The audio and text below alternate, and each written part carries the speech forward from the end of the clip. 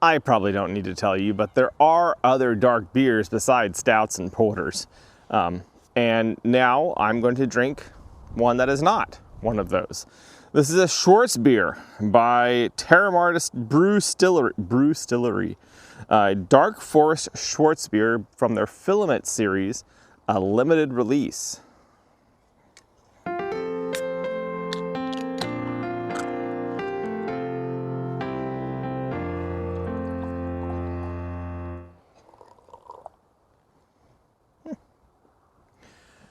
Hey, welcome to another episode of Chewing the Brew. Limited releases in the beer world are like the Pokemon for grown-ups. Gotta catch them all, right? So, Terramar. I haven't had too many Terramars. I actually have two in my fridge at the moment, which I believe is the first time that has ever happened. I don't recall specifically another Terramar I've had. I just don't want to say I haven't had one, because I might have.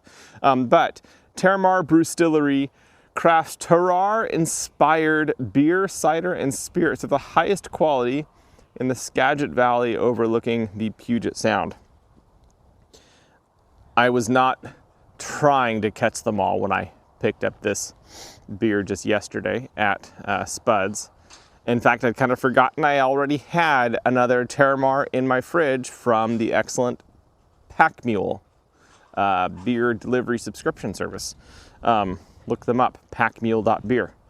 But, so that means I'll have two videos for Terramar beers, theoretically, possibly, provided I don't, mess that one up. For some reason, I was thinking Schwarzbiers. So Schwarz means black in German. So Schwarzbier basically means black beer. Pretty simple, really descriptive. The German language is perfect for that sort of thing. Precise, descriptive. You know exactly what it's telling you. So I was thinking Schwarzbiers are necessarily a smoky beer. I don't know if that has to be the case, though. Being a German style, I'm expecting this, though it's not a German distillery. I'm expecting it to hold to the Reinheitsgebot, so beer, hops, yeast, and water. Just the simple 4 ingredients of beer.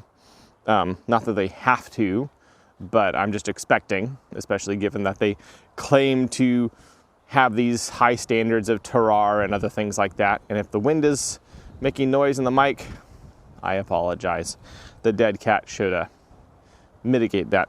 Anyways, so I believe the Schwarz beers I've had in the past, Schwarz, you can say Schwarz beers. I'm just remembering Spaceballs. Use the Schwarz, Luke. Yes, anyways. I believe I remember the Schwarz beers I've had in the past being relatively smoky. Not that they're necessarily a smoked beer.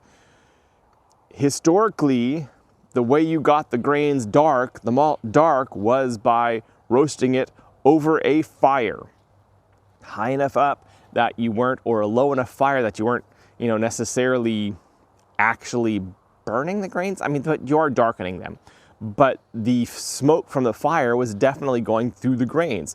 So in order to get anything darker than super pale, there was going to be smoke. And in fact, there was going to be smoke on the super pale because you had to cook the grains somehow anyways in order to begin the malting process.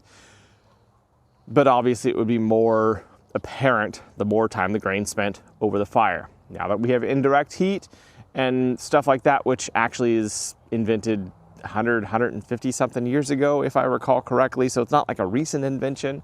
But when they learned that they could use indirect heating, when they developed indirect heating options for making the malts, the darker malts, then the smoke was no longer a necessity, but historic styles that held to, what they were historically would definitely have been smoky. So, as I smell this, I'm very interested to know, all that to say, whether this tries to be smoky or not. It's smoky. That's such a nice smokiness. Smoky beers are so good. A lot of times, a beer might have a smoky character, like a bitterness that is smoke-like, that derives more from the hops. And that's fine and all that, but you're not necessarily going to pick up that smokiness in the aroma. That's more going to be a flavor, like a mouth flavor and a throat flavor.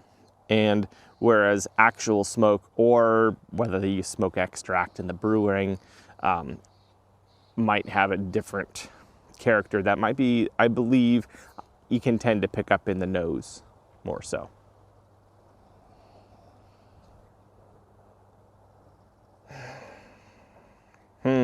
Some baker's cocoa, like totally unsweetened. And it's kind of almost hard to differentiate that from the smoke.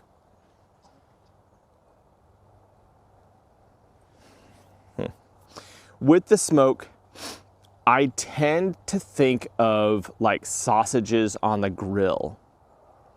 I think it's the combination of the grains, like the proteins in the grains possibly, and the smokiness, and something that those Maillard reactions of the cooking grain produce with the smoke that gives it just the slightest hint. It's not necessarily meatiness, but it is evocative of, like, it brings to mind the idea of sausages on the grill or on the fire, a smoky fire.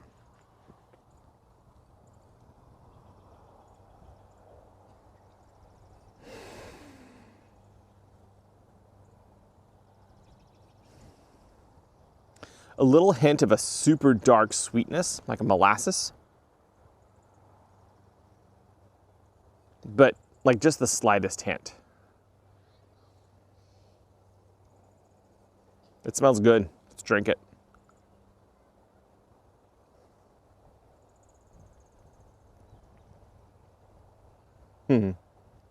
Yeah, that's nice. It's a nice beer. Okay, so something I appreciate about Schwarzbiers is the maltiness is more of like an amber maltiness as opposed to a stout or a porter maltiness. There's less of this stew or like hot chocolate thickness. It's more, I hesitate to say thinner, but the malt has a crisper character to it. It's still dark, but it's like the darkness is just on the outside of the malt, not cooked all the way through. And so that gives it this really nice juxtaposition of, like, the darkness is a smoky darkness. It's not this super darkly roasted throughout the grain. The grains haven't been braised, they've just been smoked. That's all. And so you get the darkness, and the darkness is all the smoky darkness. Not a whole lot of hops on the finish either.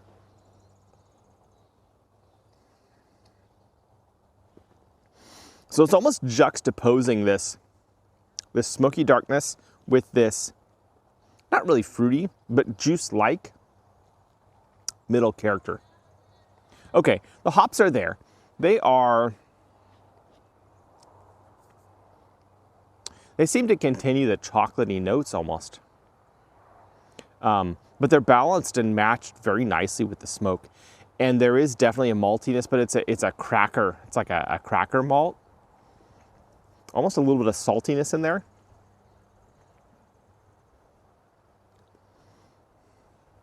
That's really nice. Like there's nuance and details in this beer that reward the inspection.